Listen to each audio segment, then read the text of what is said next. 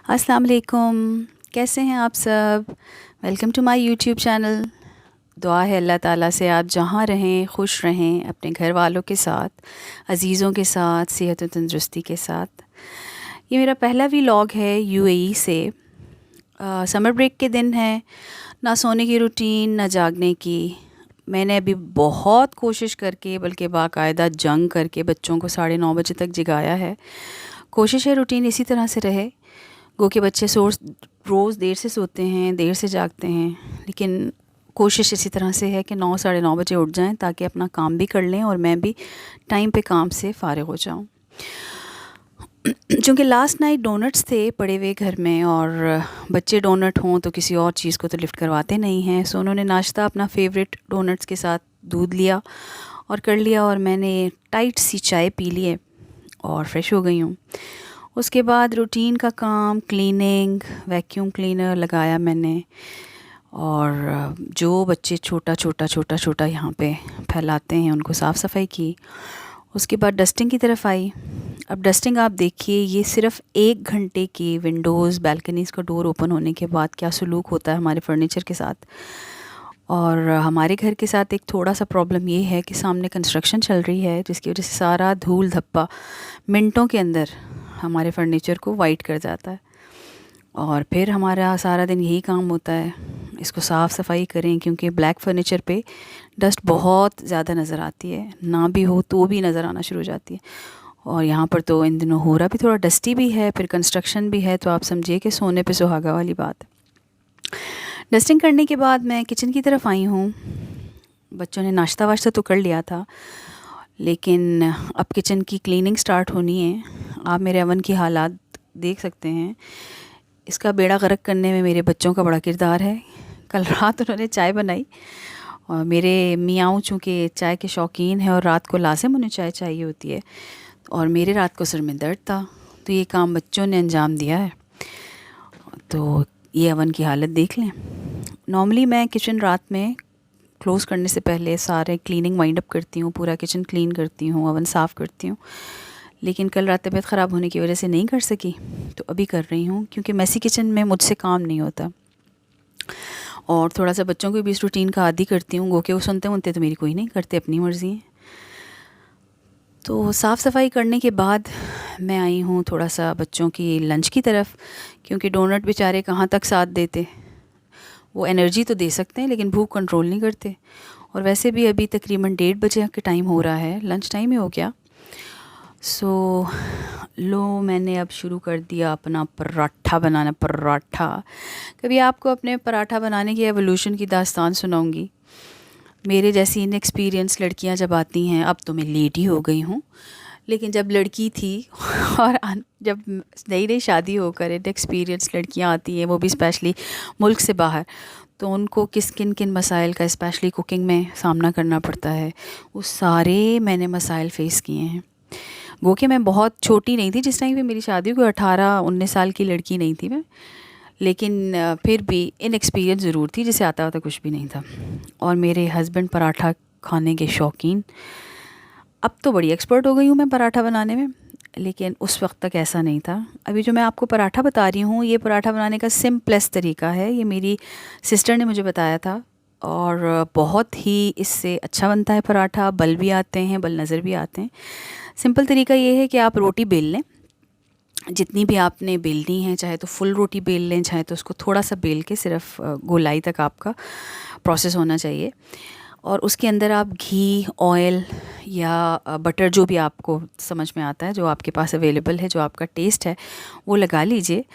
और उसको सारा स्प्रेड करने के बाद आप इसका रोल बना लें। रोल आप कुछ इस तरह से बनाएंगे जैसे आइसक्रीम की कोन होती है। एक साइड से शुरू कीजिए और उसको रोल करते करते दूसरे एंड तक ले आएँ। ये देखिए, एंड होने के बाद ये कोन बनने के बाद कुछ तरह से नज़र आएगा। अब आप इसको कोन को टॉप से प्रेस करेंगे तो ये इस किस्म का पेड़ा बन जाएगा।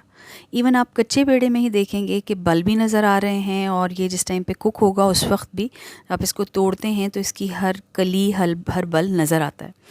ये देखिए इस तरह से। अब आप सिंपली इसको बेल लें जिस तरह से हम रोटी बेलते हैं, और वैसे अगर आप इसको पतला बेलेंगे तो क्रिस्पी बनेगा। अगर आप थोड़ा सा मोटा रखते हैं, बहुत ज़्यादा पतला नहीं करते हैं, तो वो भी चलता है। क्योंकि यहाँ पे जो स्पेशली मलवारी पराठा होता है वो थोड़ा मोटा होता है, उसको बहुत रोल नहीं किया जाता, तो कुछ लोग वो बहुत पसंद करते हैं। अगर वो आप करना चाहते हैं तो थोड़ा ज़्यादा रख लें उसको, ज़्यादा बेलें नहीं, गोलाई उसकी ज़्यादा ना करें। और अगर आप क्रिस्पी रखना चाहते हैं, क्रंची रखना चाहते हैं, तो इसको आप पतला कर लें। और ये गया हमारा पराठा तवे के ऊपर, जा रहा है भाई। अगर आपके पास तवा देसी है तो आपको थोड़ा ऑयल उसके ऊपर ड्रिज़ल करना पड़ेगा, जैसे अभी मैं कर रही हूँ। ये हमारा पाकिस्तानी या आप इंडियन तवा कह लें, देसी तवा कह लें। इसके ऊपर आपको ऑयल ड्रिज़ल इसलिए करना पड़ता है कि रोटी नीचे से लग ना जाए। और अगर आपके पास नॉन स्टिक है तो आपको बिल्कुल भी ऑयल ड्रिज़ल नहीं करना पड़ता। अब देखिए ये जी मैंने बनाया पराठा, उसको डाला तवे पे और अब मैं उसको हाथ से शेप दे रही हूँ। उसकी वजह ये है कि कभी कभार थोड़े से आपके एंड्स बराबर नहीं होते, गोल नहीं होते, तो आप उसको तवे पे डालने के बाद ही थोड़ा थोड़ा सा, जहाँ से आपको डी शेपिंग लग रही है, उसको थोड़ा प्रेस करके उसको औकात पे ले आएँ। क्योंकि रोटी की औकात तो यही है कि वो गोल हो। औकात तो नहीं कहना चाहिए, अल्लाह ताला का रिज़्क़ है, लेकिन रोटी होनी गोल चाहिए, तो आप उसको गोलाई उसको तवे के ऊपर भी कर सकते हैं, बना सकते हैं। तो ये देखिए जनाब, हमारा बनाती मैं ऑयल के अंदर जो लगाती हूँ वो घी लगाती हूँ, लेकिन और बनाती उसको ऑयल में हूँ। मेनली हम ऑलिव ऑयल यूज़ करते हैं, चूँकि मेरे हस्बैंड बहुत शौकीन है पराठों के, तो देसी घी का पराठा या नॉर्मल घी, जो नॉर्मल ऑयल में बना हुआ पराठा हम बहुत पसंद इस तरह से नहीं करते हेल्थ वाइज। ऑलिव ऑयल का भी बहुत अच्छा नहीं है पराठा, आपको बहुत 3-4 पराठे दिन में खाने, लेकिन चल जाता है, एक आध तो चल ही जाता है 2-3 दिन में। तो ये देखिए ये हमारा पराठा रेडी है। इसको बच्चों ने खाया है सालन के साथ और मज़े किए हैं। ये था उनका लंच। मैं अब डिनर की तैयारी कर रही हूँ। डिनर में मेरा इरादा था शनवारी, चिकन शनवारी बनाने का, और उसके लिए लिया है मैंने 2 कप ऑयल। और उस ऑयल के अंदर अब ये जा रही है साफ़ हुई हुई, अच्छे तरीके से साफ़ हुई हुई और ड्राई हुई हुई चिकन। यानी कि आपने ऑयल इसका सारा इस पानी, और जब आप चिकन को धोएंगे तो आप सारा पानी उसका ड्रेन कर लें अच्छे तरीके से, और पूरा पानी निकलने के बाद आप ऑयल के अंदर अब चिकन डालें। और ये तकरीबन 2 कप आपको लग रहा तो ज़्यादा होगा, लेकिन इसको आप लेटर स्टेज पे निकाल भी सकते हैं, ऑयल को अपना रिक्वायर्ड अमाउंट रखने के बाद निकाल भी सकते हैं। ये इसके अंदर 1 टेबलस्पून ऑयल गया है, नमक गया है। उसकी वजह ये है कि नमक से फ्राइंग बहुत अच्छी हो जाती है। इवन अगर आप प्याज फ्राई करते हैं जो हम हलीम के लिए या निहारी के लिए या इवन बिरयानी के लिए, तो अगर आप उसमें थोड़ा सा नमक डाल दें तो फ्राइंग बहुत अच्छी हो जाती है। इसी तरह से ये चिकन की फ्राइंग भी थोड़ा नमक डालने से अच्छी हो गई और अंदर तक चिकन के नमक चला भी गया और फीका नहीं। इतना आपने रखना है। ये देखिए आप, ये गोल्डन, इतनी गोल्डन ब्राउन आपकी चिकन होनी चाहिए। अभी मैं इसके ऊपर टमाटर डाल रही हूँ। टमाटर का आप तरीका देखिए कि टमाटर यहाँ पर थोड़े से हार्ड स्किन के टमाटर मिलते हैं, इतनी ईज़िली इनकी पील नहीं होती स्किन। तो इसको मैंने इस तरीके से कट करके तकरीबन 750 ग्राम्स के इक्वल टमाटर लिए हैं और इन्हें ढक दिया है। यानी कि आधा किलो से ज़्यादा और किलो से कम टमाटर आपने लेने। और पाकिस्तानी टमाटर अगर आपके पास हैं तो आप उनको साबुत भी डालेंगे तो बहुत इजीली उनकी स्किन पील हो जाएगी, क्योंकि सॉफ्ट होती है। यहाँ की थोड़ी सी स्किन हार्ड होती है, इसलिए मुझे उनको कट करके डालना पड़ा 2 पीसेस में करके। वो भी आप उसी तरीके से काटिएगा जैसे मैंने आपको बताया। अदरवाइज़ पल्प इनका तो थोड़ा सा अंदर से हार्ड होता है, मैश करने के बावजूद वो अच्छे तरीके से ग्रेवी नहीं बनाता और थोड़ा मोटा मोटा सा आपके निवाले में, आपके मुँह में आता रहेगा। तो ये मैश कर लें। सारी स्किन निकालने के बाद आप बाकी जो पल्प है उसको अच्छे तरीके से मैश कर लें। और मैश करने की थोड़ी देर बाद आप देखेंगे कि ये ऑयल छोड़ देंगे। टमाटर और चिकन अच्छे तरीके से मिक्स होने के बाद इस तरह से ऑयल छोड़ देंगे। इसको आप तब तक भूनें जब तक थोड़ा और ऑयल नहीं निकल आता। मैं भी आपको शो करती हूँ। ये आपने इतना भूनना है कि इतनी ऑयल इस तरह से आपका अलग हो जाए ग्रेवी से। ठीक है, अब इस स्टेज पे आप अपना एक्सेसिव ऑयल निकाल लीजिए जो आपको लग रहा है कि ज़्यादा है।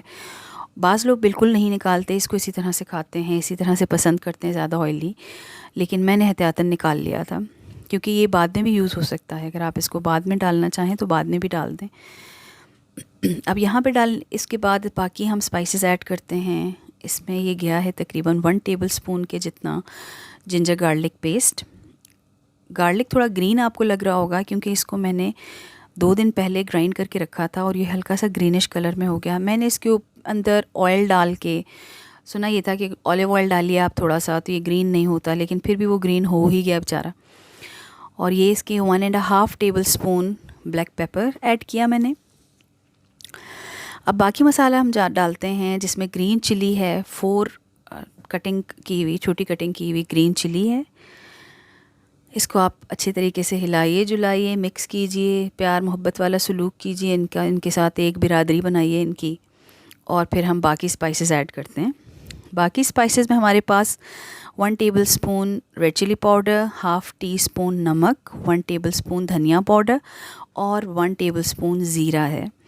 ये सारे मसाले मैं घर में कूटती हूँ, सिवाय ग्रीन चिली के, रेड चिली के, क्योंकि बाकी जो मसाले हैं उनकी खुशबू जो बाज़ार वाला होता है उनसे वैसी नहीं आती, जैसी खुशबू घर के पिसे हुए, घर के ग्राइंड क्रश किए हुए इसमें से आती है।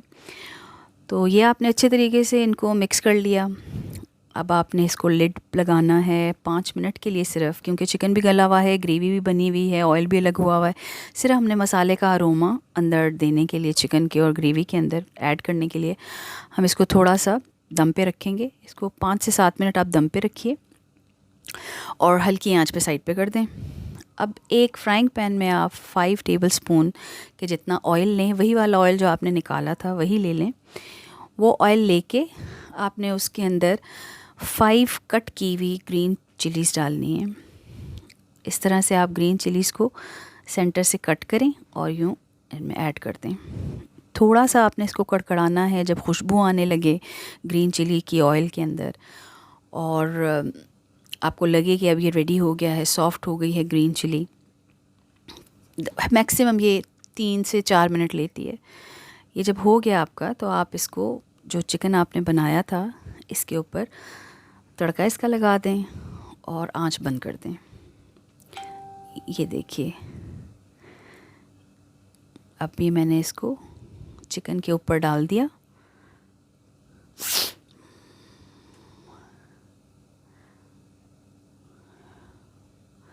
और इसको दम लगा दिया। अब ये हमारा चिकन बिल्कुल रेडी है।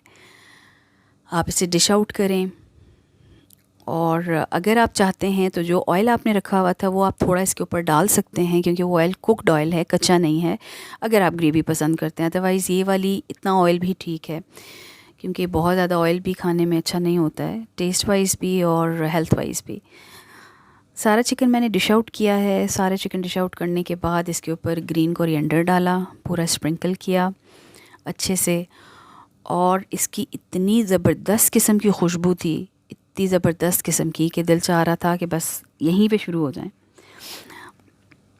बहुत ही टेस्ट में भी बहुत अच्छा है, खुशबू में भी बहुत अच्छा है। आप इसको नान के साथ खाइए। हमने भी डिनर में इसको नान के साथ खाया था और बहुत इन्जॉय किया था बच्चों ने।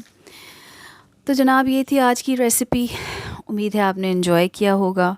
इसे बनाएं, बच्चों के साथ इन्जॉय करें, मुझे दुआओं में याद रखें। मेरे चैनल को लाइक करें, सब्सक्राइब करें और कमेंट सेक्शन में अपना कमेंट ज़रूर ड्रॉप करें। फिर इंशाअल्लाह ताला मिलेंगे एक नए दिन के साथ, एक नई रेसिपी के साथ। तब तक अल्लाह हाफ़िज़।